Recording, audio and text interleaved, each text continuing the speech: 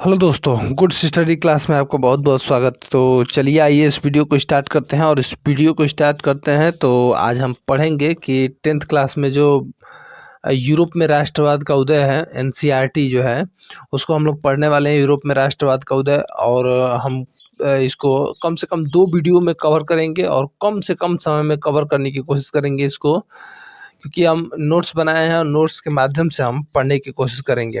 देखिए, यूरोप में राष्ट्रवाद का जब हम उदय पढ़ेंगे तो उसको पढ़ने से पहले हमें क्या करना पड़ेगा, लगभग 6, 7, 8 और 9th क्लास की जो एनसीईआरटी है उन सभी को हमें पढ़ना पड़ेगा।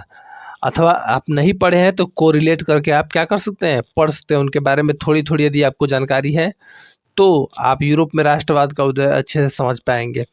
यदि आप नहीं भी पढ़े हैं तो कोशिश करेंगे कि हम आपको यूरोप में जो राष्ट्रवाद का उदय है उसको हम समझाने की कोशिश करें। देखिए, चलिए इस वीडियो को स्टार्ट करते हैं। और यदि इस चैनल पर नए हैं आप तो इस वीडियो को लाइक करें, चैनल को सब्सक्राइब करें और अपने दोस्तों तक भी इस वीडियो को शेयर करें ताकि अन्य लोग भी हेल्पफुल हो सकें। चलिए देखिए इस वीडियो को स्टार्ट करते हैं। देखिए, दिया गया यूरोप में राष्ट्रवाद का उदय।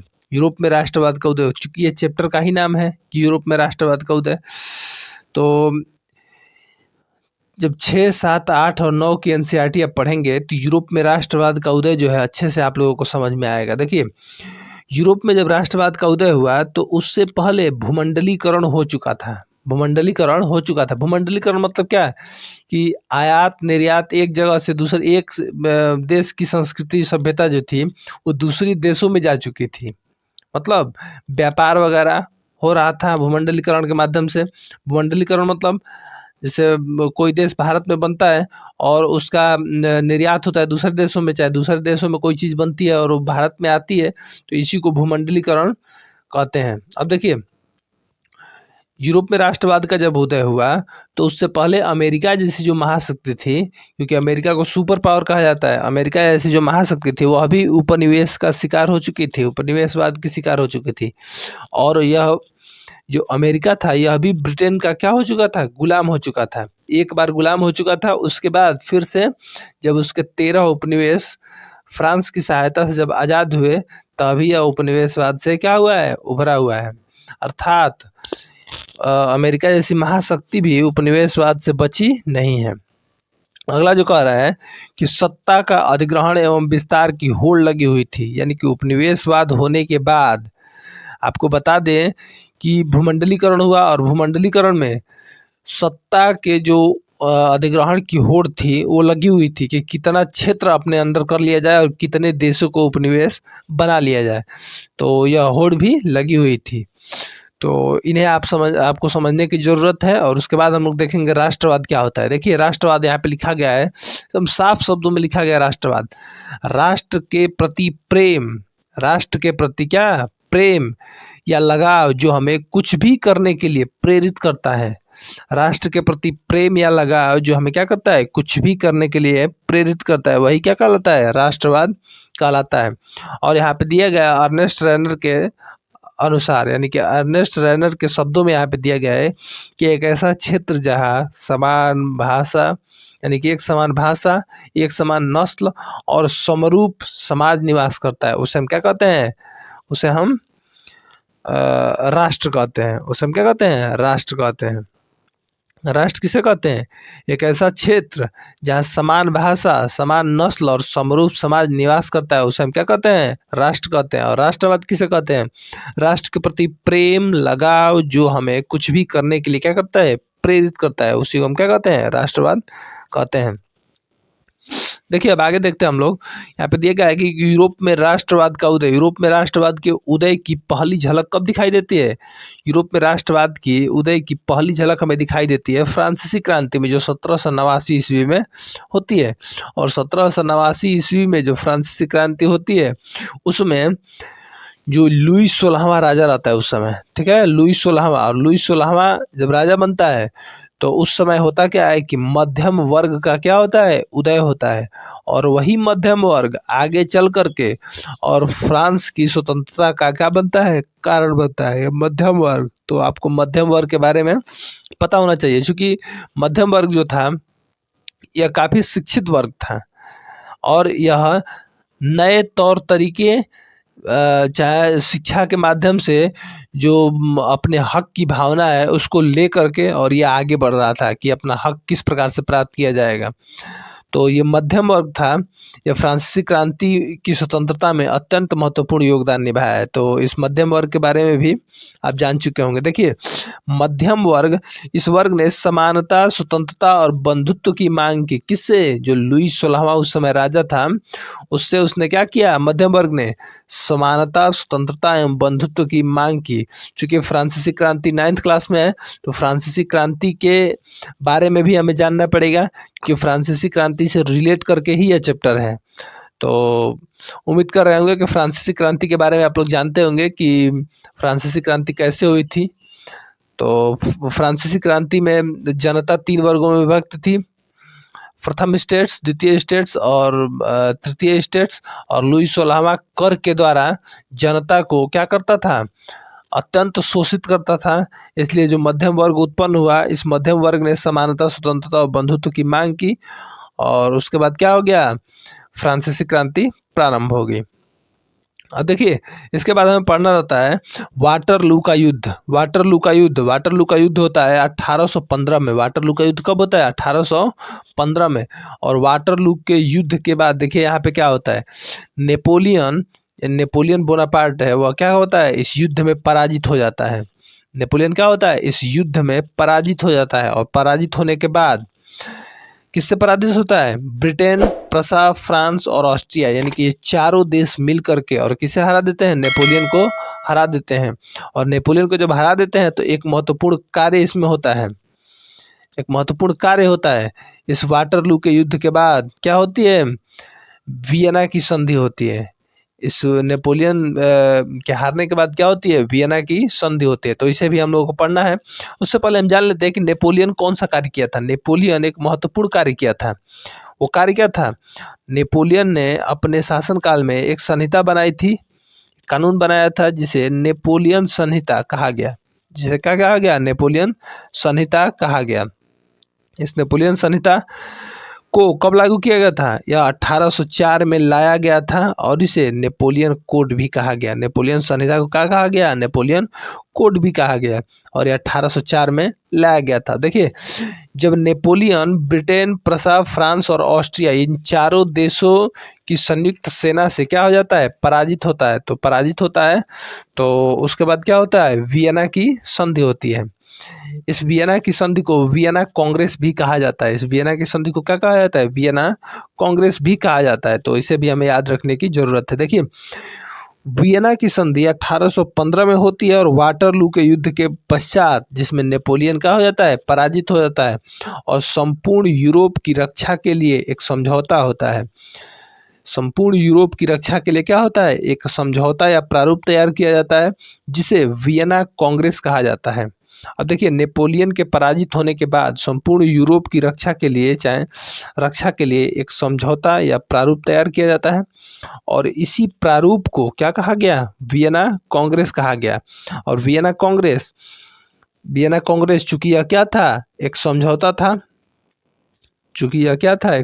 था। और यह कहाँ हुआ था? वियना जो स्थान है, वियना ऑस्ट्रिया की राजधानी है वियना, उसी में समझौते को तैयार किया गया था। और वियना कांग्रेस की अध्यक्षता कौन कर रहा था? इसकी अध्यक्षता ऑस्ट्रिया के जो चांसलर थे मेटरनिक, ये कर रहे थे। तो वियना कांग्रेस के बारे में आप लोगों को पता होना चाहिए कि जब नेपोलियन पराजित हुआ तो उसके बाद क्या हुआ था? यूरोप की रक्षा के लिए एक समझौता या प्रारूप तैयार किया गया जिसे वियना कांग्रेस कहा गया। और यह कहाँ हुआ? ऑस्ट्रिया की राजधानी वियना में समझौता हुआ। और इसके अध्यक्ष कौन थे? इसकी अध्यक्षता ऑस्ट्रिया के जो चांसलर है मेटरनिक, वो किए थे। आपको नेपोलियन के बारे में कुछ बता देते हैं कि नेपोलियन क्या था। देखिए, नेपोलियन का जन्म 15 अगस्त 1769 में हुआ और 24 वर्ष की आयु में नेपोलियन क्या बना था? सेनापति बना। 24 वर्ष की आयु में नेपोलियन क्या बना? सेनापति बना। और फ्रांस को कई युद्धों में विजय प्राप्त करवाई। किसने? नेपोलियन ने फ्रांस को कई युद्धों में जितवाया और अंत में क्या हुआ? फ्रांस का शासक बन गया। फ्रांस का क्या हो गया, शासक बन गया। संवैधानिक अस्थिरता का लाभ उठाकर फ्रांस का शासक बना। और यहाँ पे दे रहे हैं कि संवैधानिक गणतंत्र को समाप्त करके और तानाशाही शासन स्थापित किया। किसने, नेपोलियन ने संवैधानिक गणतंत्र को समाप्त करके और तानाशाही शासन की स्थापना किया। और इसने एक क्या किया, एक नियम लाया जिसे नेपोलियन कोड या नेपोलियन संहिता कहते हैं। नेपोलियन संहिता या नेपोलियन कोड कहते हैं। और यह कब लाया था, 1804 में। इसमें हुआ क्या कि इसमें विशेषाधिकारों की जो समाप्ति थी एवं न्याय पर अधिकार की समानता पर बल दिया गया। किसमें बल दिया गया, अब देखिए इस नेपोलियन जो कोड लाया गया था, इस नेपोलियन कोड में जो विशेषाधिकारों की समाप्ति थी, यानी कि विशेष अधिकार जो मिलते थे उसको समाप्त कर दिया गया। और विशेष अधिकार किनको मिलते थे, जो उच्च वर्ग के लोग थे उनको विशेष अधिकार प्राप्त थे। इन्हीं विशेष अधिकारों को समाप्त करके और कहा गया कि जनता में चाहे निम्न वर्ग के लोग हो चाहे उच्च वर्ग के लोग हो, सभी क्या है, एक समान है। तो विशेषाधिकारों को समाप्त कर दिया गया और न्याय पर आधारित जो समानता है उस पर बल दिया गया। तो इसे भी आप लोगों को समझने की जरूरत है। अब हम पढ़ लेते हैं कि उदारवाद क्या होता है, क्योंकि उदारवाद अक्सर ही आपके परीक्षाओं में पूछा जाता है कि उदारवाद क्या होता है। देखिए उदारवाद लैटिन भाषा के शब्द लेबर से बना है। लैटिन भाषा के शब्द किससे बना है, लेबर से बना है। और लेबर का अर्थ होता है स्वतंत्रता। लेबर का अर्थ क्या होता है, स्वतंत्रता। अब देखिए उदारवाद क्या होता है, उदारवाद यहाँ पे दे रहा है कि उदारवाद ऐसे व्यक्ति को कहा जाता है, चाहे उदारवादी ऐसी अवधारणा को कहा जाता है जो स्वतंत्रता पर बल देता है। जो किस पर बल देता है, स्वतंत्रता पर बल देता है। यानी कि उदारवादी लोग मध्यम वर्ग के लोग थे और मध्यम वर्ग के लोगों की सहायता से ही जो समानता और स्वतंत्रता की बात की गई थी फ्रांसीसी क्रांति में।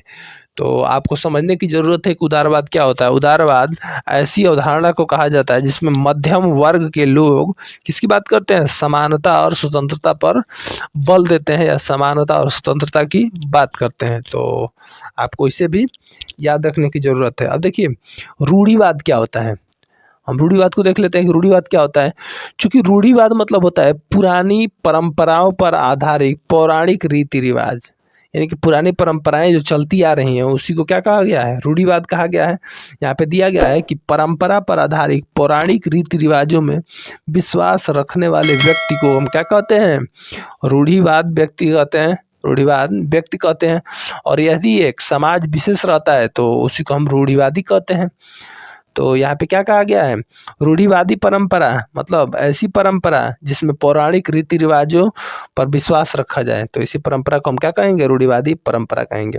अब दे रहा है कि रूढ़िवाद क्या होता है, ये व्यक्ति व्यवस्था में परिवर्तन के पक्षधर नहीं थे। ये चाहते थे कि जैसे पुरानी परंपरा राजशाही शासन व्यवस्था चलती आ रही है वैसे ही राजशाही शासन व्यवस्था चले, यानी कि उसमें कोई परिवर्तन न हो। तो रूढ़िवादी को भी आपको याद रखने की जरूरत है। अब देखिए सामाजिक राजनैतिक एवं नैतिक मान्यताओं पर आधारित, सामाजिक राजनैतिक एवं नैतिक मान्यताओं पर आधारित व्यवस्था जो प्राचीन समय से चली आ रही है उसे भी हम क्या कहते हैं, उसे भी हम रूढ़िवादी परंपरा भी कहते हैं, उसे भी हम रूढ़िवादी परंपरा ही कहते हैं। अब देखिए कुलीन वर्ग क्या होता था।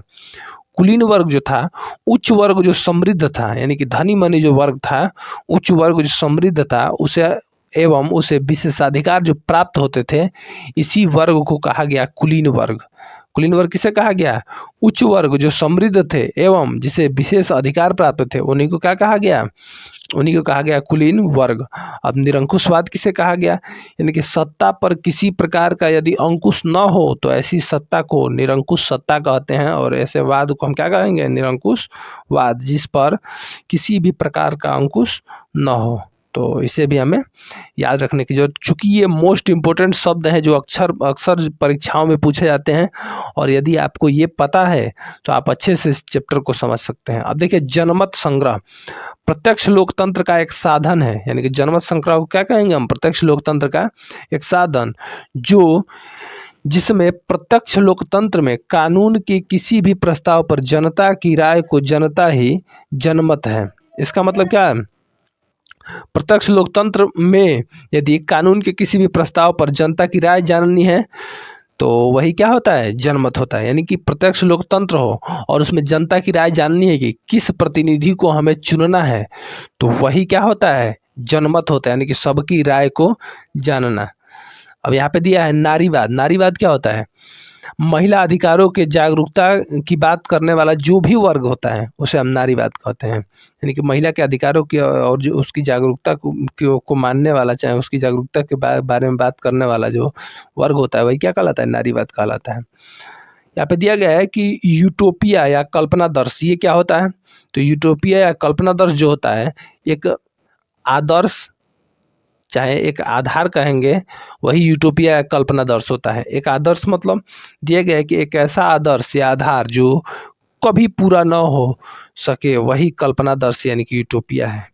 आप यह कह सकते हैं कि सपने में स्वर्ग की सीढ़ी बनाना, ये भी कह सकते हैं। यानी कि जिन्हें आप साकार न कर सकें। यहाँ पे दे रहा है कि जीवन में कभी भी किसी व्यक्ति को मार झगड़ा न करने की शपथ लेना।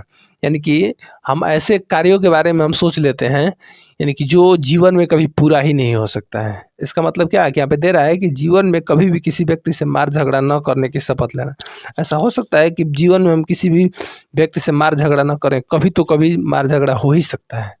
तो यही कल्पनादर्श की यहाँ पे बात किया है कि यूटोपिया क्या होता है, ऐसी कल्पना जिसका जो कभी जीवन में पूरा ही ना हो सके, तो वही क्या होता है, यूटोपिया होता है। अब यहाँ पे देख लेते हैं कि रूमानीवाद क्या होता है। सांस्कृतिक मान्यताओं को लेकर चलाया जाने वाला जो आंदोलन है वही क्या कहलाता है, रूमानीवाद कहलाता है।